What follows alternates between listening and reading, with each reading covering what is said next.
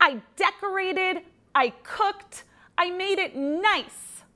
I have always wanted to say that, and I have always wanted to say that to our next guest. I am fangirling so hard, it's crazy. Dorinda Medley is with us. Dorinda, thank you so much. You're looking very glamorous, I have to say.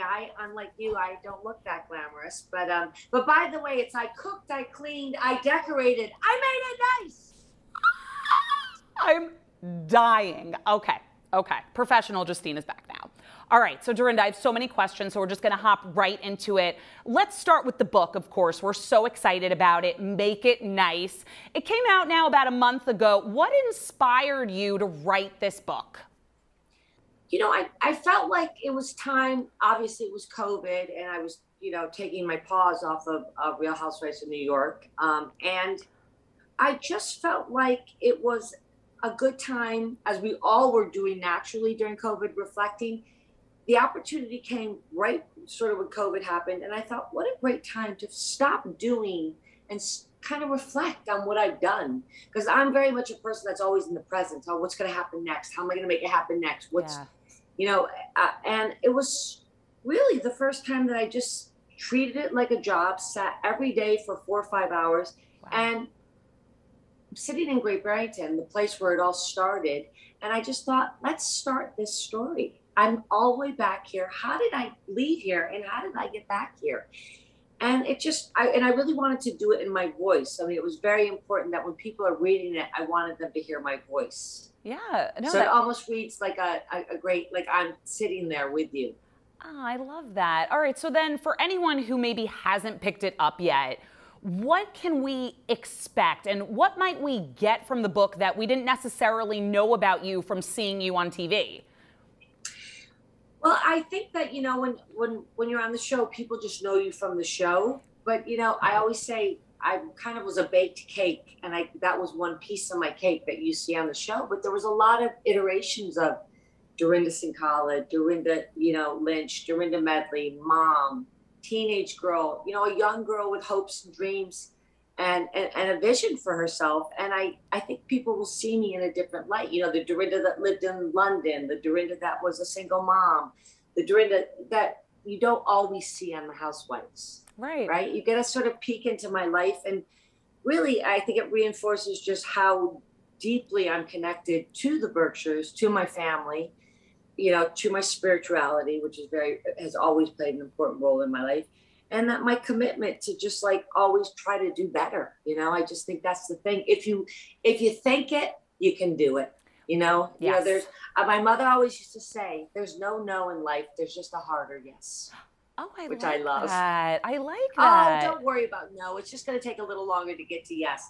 I'd be like, you think so? Yeah, I think so. I like that. Okay, so I'm sure that there were a lot of amazing parts for you in writing this book. I'm sure there were also a lot of hard parts, but what would you say was the best part about writing Make It Nice? Revisiting becoming a mother.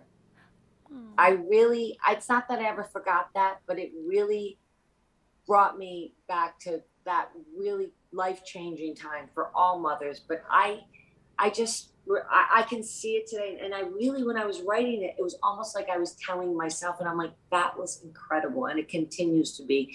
And motherhood has just been such a focus in my life, and the power of that and the strength in that. And I really enjoyed that. And I think it was really hard doing the audiobook, reliving Richard's dying, because, I really couldn't, I don't speak of it in that way.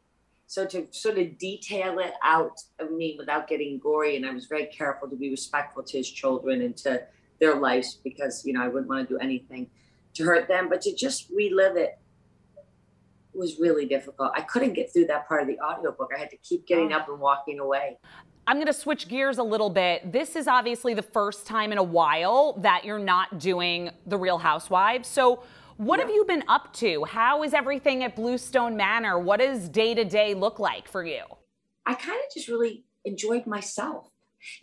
I think one of the greatest gifts as women we can attain is freedom. Yes. The freedom to make choices, do what you want, move as you please. Like someone just invited me on a cruise to Alaska, and you know, my whole life I'm always like, I can't because of Hannah. I can't because of the work. Right. I can't because you know, I'm always, someone has ownership over me. And for the first time, I'm sort of like a real free agent. And there's something beautiful about that. But listen, if anyone's out there and wants to take me to dinner. I love it. I love it. So then what can we expect from you moving forward? What do you think is going to be coming up for you? Are there any projects we should know about? Do you think you would ever consider in the future going back to the Housewives or even just to TV in general? Girl, I never say never. I think I'm good TV. I think so too.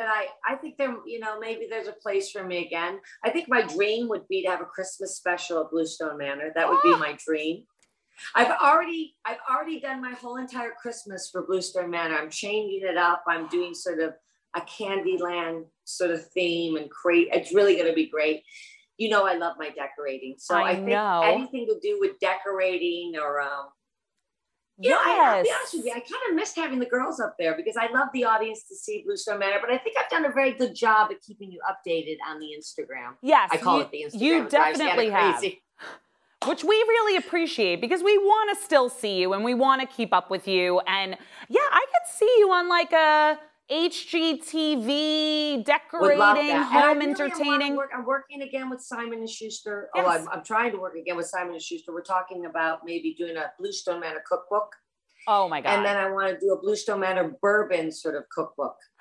Everything you could do with the bourbon.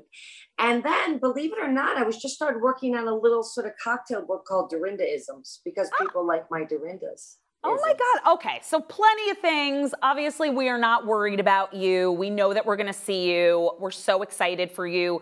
Congratulations again on the book and on everything else. And thank you so much for being with us. Again, this was like... And thank you for having me. And you look gorgeous. I should have put on more makeup. I feel embarrassed. Well, don't at all. And thank you. That's like the best compliment I've ever gotten. We'll be putting that in the bank and we'll be replaying that.